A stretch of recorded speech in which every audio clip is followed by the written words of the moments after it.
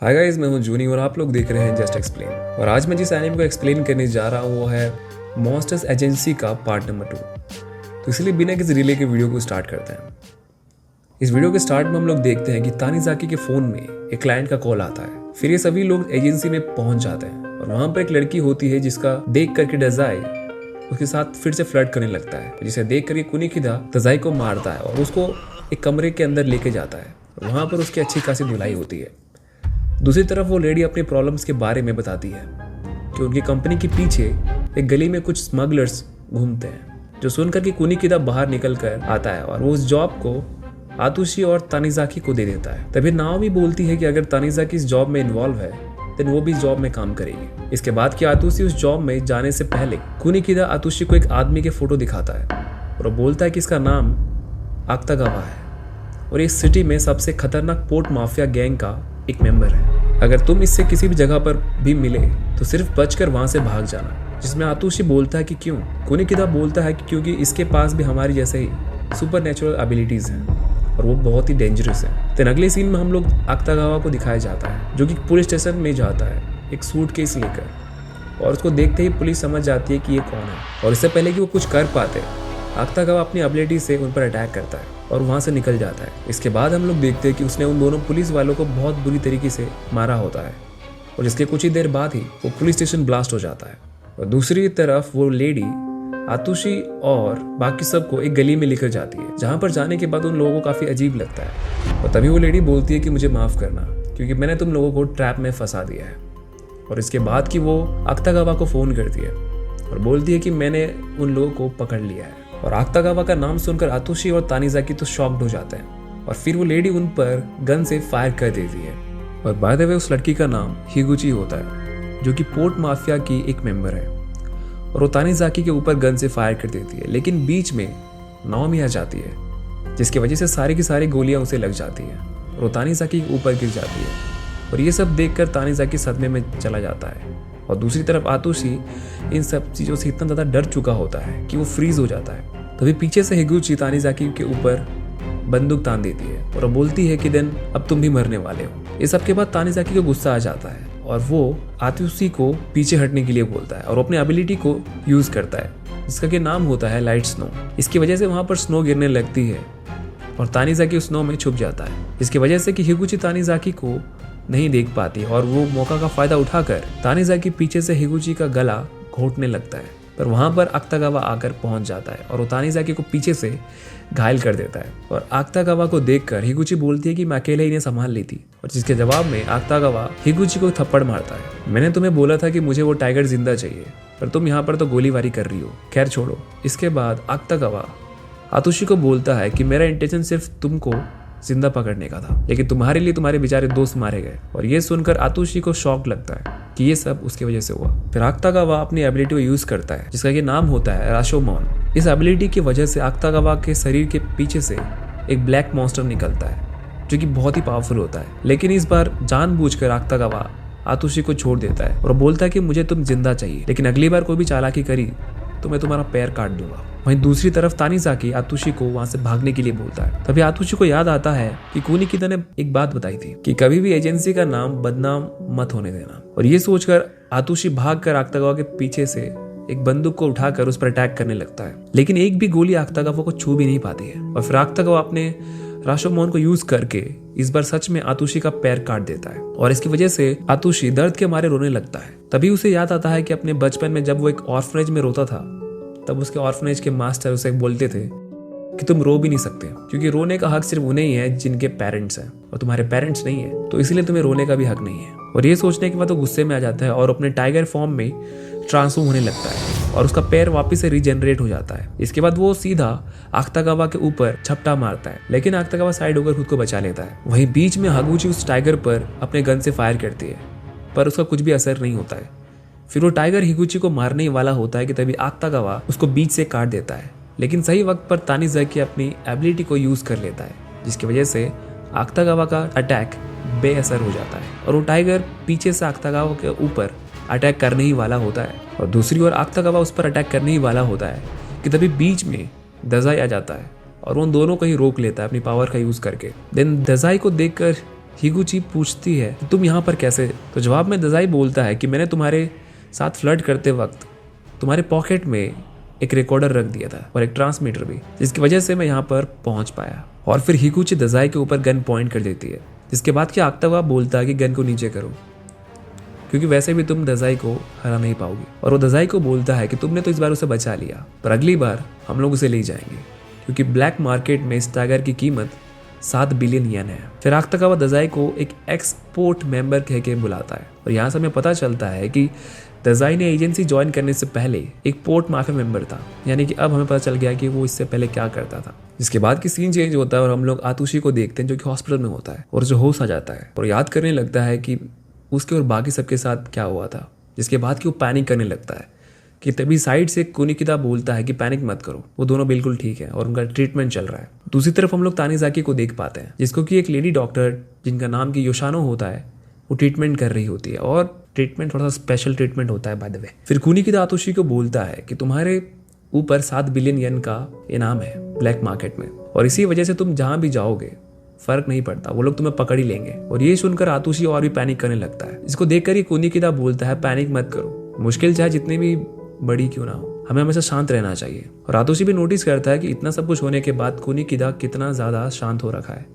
पर फिर वो नोटिस करता है कि कुनिकिता जिस नोटबुक को इतनी देर से पढ़ रहा है ये तो उल्टा है। और जब ये बात वो कुनिकिता को बताता है, कुनिकिता उस पर गुस्सा करने लगता है और तब उसे मालूम पड़ता है कि इसकी भी फटी हुई है यार, बस वो कूल बनने का नाटक कर रहा है। तो अगले सीन में हम लोग बहुत सारे पोर्ट माफिया मेंबर्स को देख पाते हैं जो कि एक रूम के दरवाजे को तोड़कर अंदर चले जाते हैं जहां पर कुछ वर्कर्स काम कर रहे होते हैं और वो वर्कर्स पूछते हैं कि तुम कौन हो। जिस पर कि वो माफिया बोलता है कि हमने सुना है कि तुम लोग पोर्ट माफिया के कार्गो को ब्लैक मार्केट में बेच रहे हो और हम लोग सिर्फ वही कंफर्म करने के लिए आए हैं। और इसके बाद कि वो वर्कर उस माफिया के एक मेंबर को मारने के लिए जाता है, लेकिन वो माफिया अपनी एबिलिटी की मदद से उस वर्कर को ही दूर फेंक देता है और एक एक करके उसकी सारी की सारी हड्डियां को भी तोड़ देता है, जिससे कि वो वर्कर्स वहीं पर मर जाता है और वो माफिया वहां से चला जाता है और उसी के साथ अपने सारी मेंबर्स को वहां पर प्रेजेंट हर किसी आदमी को गन से भून देने के लिए कहता है। और देखते ही देखते वो सारे के सारे वर्कर्स मारे जाते हैं। वहीं दूसरी तरफ आतुशी एजेंसी से एक एक्सप्लोजन को देखता है और ये एक्सप्लोजन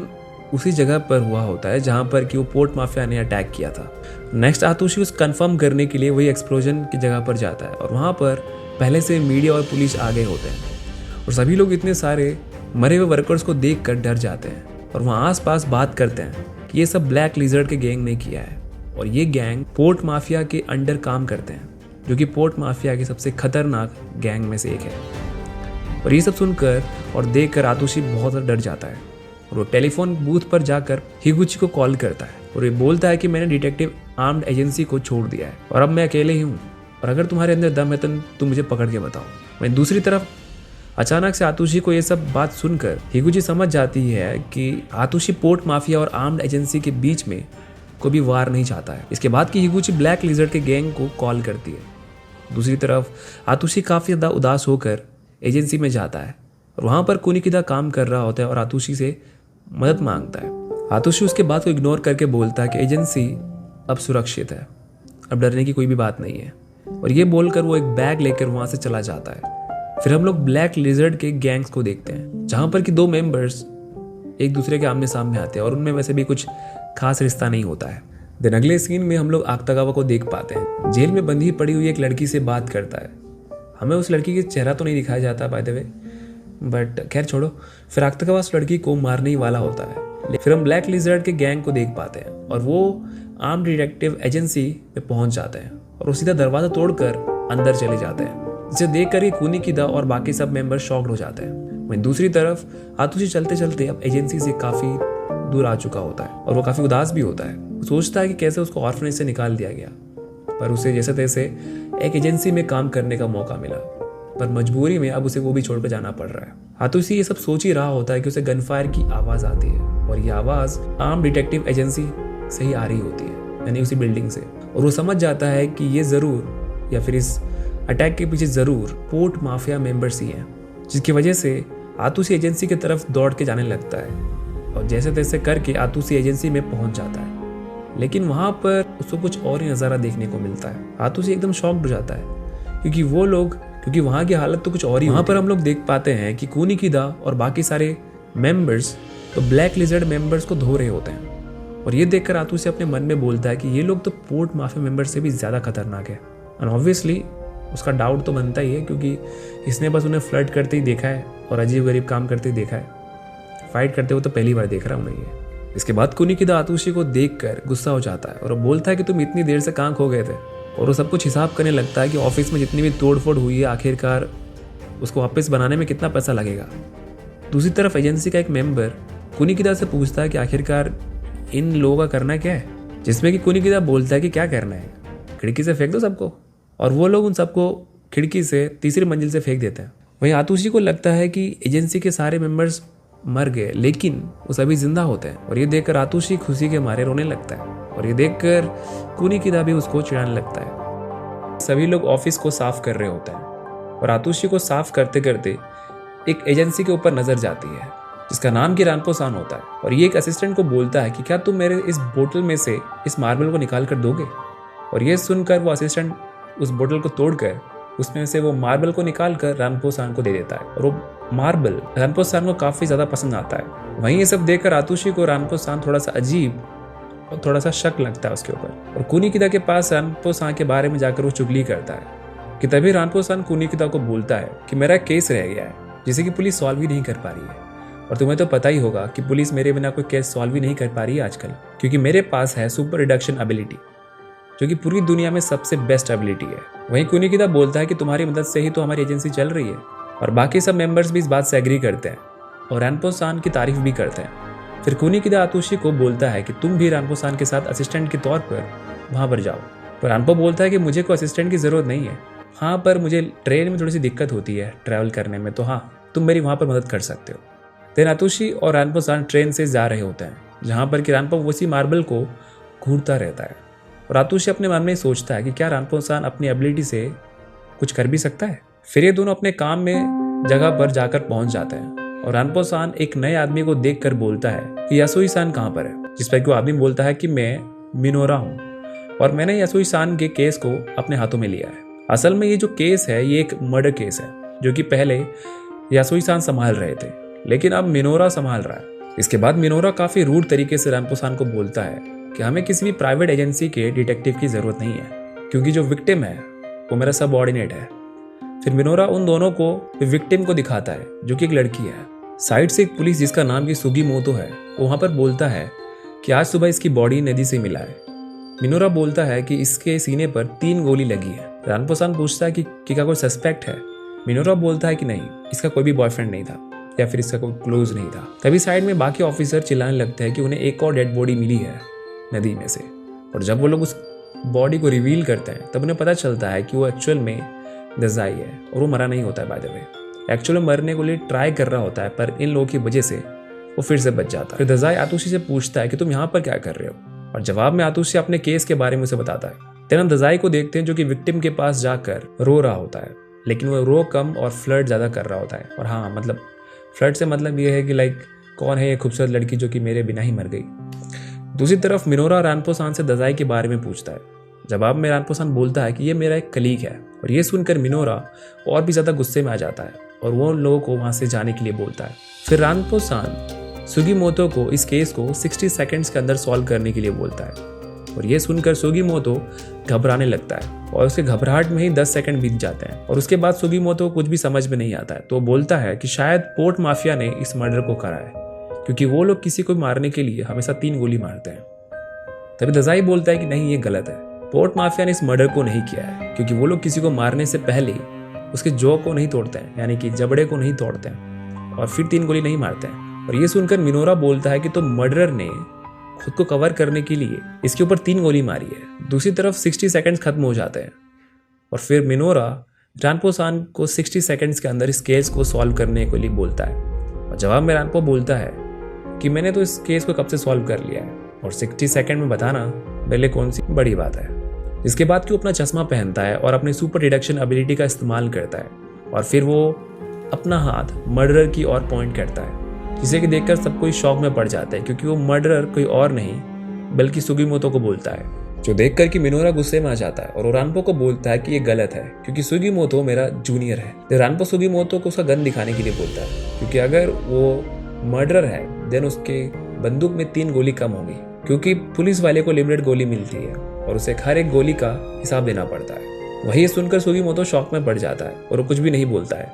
वहीं दूसरी ओर मिनोरा काफी ज्यादा गुस्सा होता है, लेकिन उसको सुगीमोतो के ऊपर भरोसा होता है। फिर सुगीमोतो अपना गन निकाल कर उन लोगों के ऊपर पॉइंट करने लगता है, लेकिन पीछे से दजाई आतुशी को धक्का देता है और आतुशी जाकर सुगीमोतो को पकड़ लेता है। इसके बाद रानपो बोलता है कि यहाँ से 140 मीटर दूर एक शिपयार्ड है जहाँ पर कि सुगीमोतो ने इस लड़की को मर्डर किया है, और अगर हम लोग वहाँ पर जाएंगे देन हमें वहाँ पर फुटप्रिंट्स मिल जाएंगे, पर हमें वहाँ पर खून का कोई भी निशान नहीं मिलेगा क्योंकि सुगीमोतो ने उस जगह को पहले से साफ कर दिया है। देन सुगीमोतो को अरेस्ट करके वो लोग पुलिस स्टेशन ले जाते हैं जांच पड़ताल के लिए। फिर सुगीमोतो बताता है कि जो लड़की की डेथ हुई है वो उसकी लवर थी और वो उसे मारना नहीं चाहता था, पर उसे ऐसा करने के लिए कहा गया था क्योंकि उसके पास एक करप्ट पॉलिटिशियन का एविडेंस था और वो उन पॉलिटिशियन को मना भी नहीं कर सकता था क्योंकि उन लोगों ने जैक लगवा कर उसे पुलिस में भर्ती दिलवाई थी, और उसके साथ ही वो अपनी गर्लफ्रेंड को भी नहीं मार सकता था, इसलिए उसने खुद को मारने को ट्राई किया। पर उसके गर्लफ्रेंड ने उसे रोकने की कोशिश करी और इस हाथापाई के बीच उसकी गर्लफ्रेंड को गोली लग गई और इससे उसकी डेथ हो गई। और फिर मैंने उसके ऊपर 2 और गोली चलाई ताकि सारा का सारा शक पोर्ट माफिया के ऊपर जाए और अंत में कोई एविडेंस ना बच पाए, इसलिए मैंने उसे नदी में फेंक दिया। वही रैनपो प्रूफ करने के लिए सब कुछ जानता है, वो उस लड़के के आखिरी वर्ड्स भी उसे बताता है और सुगीमोतो रोने लगता है और वो बताता है कि वो सारे के सारे एविडेंस उसके डेस्क के ड्रॉवर में है। फिर अगले सीन में केस सॉल्व हो जाता है जिसकी वजह से वो लोग घर जाने लगते हैं, और घर जाने से पहले मिनोरा रानपो से अपने रूड बिहेवियर के लिए माफी मांगता है। और जाते हुए आतुशी दजाई को बोलता है कि रानपो-सान की एबिलिटी की कितना अच्छा है, जिसमें दजाई बोलता है कि यह असल में रानपो-सान की कोई एबिलिटी नहीं है, मतलब कि सुपर डिडक्शन कोई एबिलिटी नहीं है। क्योंकि तुमने नोटिस किया होगा कि जब रानपो-सान अपनी एबिलिटी को यूज कर रहा था तब मैंने उसके ऊपर चुपके से हाथ रखा था और मेरी एबिलिटी से किसी की भी मैं एबिलिटी को डिसेबल कर सकता हूँ, बट मेरी अपनी एबिलिटी को यूज करने के बाद भी वो अपनी एबिलिटीज को यूज कर पाया। इसका मतलब ये है कि उसके पास कोई भी सुपर डिडक्शन एबिलिटी नाम की कोई चीज नहीं है, और ये बात खुद रानपो को भी नहीं पता। उसको लगता है कि वो गिफ्टेड है, बल्कि एजेंसी में सभी को पता है कि रानपो-सान के पास एबिलिटी नहीं है, पर सभी को उसके लिए प्यार और रिस्पेक्ट है। इसके अलावा भी रानपो ने आज तक बहुत सारे केस को सॉल्व किया है और आज तक वो कभी गलत नहीं हुआ है। ये सुनकर आतुशी शॉक्ड होकर रह जाता है और वो बोलता है कि रानपो-सान ने इतने कम समय में इस केस को कैसे सॉल्व किया। दजाई बोलता है कि विक्टिम की बॉडी बिल्कुल ताज़ा थी, मतलब वो उसको येस्टरडे ही मारा गया है और उसने मेकअप नहीं किया था, मतलब वो सुबह सुबह ही उठकर किसी से मिलने गई थी। और मेन पॉइंट जो है वो है उसके हाथ में, यानी कि एक घड़ी, और वही सेम घड़ी सुगीमोतो के हाथ में भी है, यानी कि एक तरह से वो दोनों एक दूसरे को डेट कर रहे थे, वरना सेम कपल्स के अलावा और कौन ही पहनता है। और बस वो इतना ही नोटिस कर पाया, उसके अलावा बाकी सारी चीजें जो कि रानपो ने नोटिस करी उसे तो पता भी नहीं है। तभी रानपो-सान दजाई और आतुशी को बोलता है कि जल्दी आ जाओ क्योंकि मैं एजेंसी का रास्ता भूल गया हूँ। और इसी के साथ एपिसोड यहीं पर खत्म हो जाता है।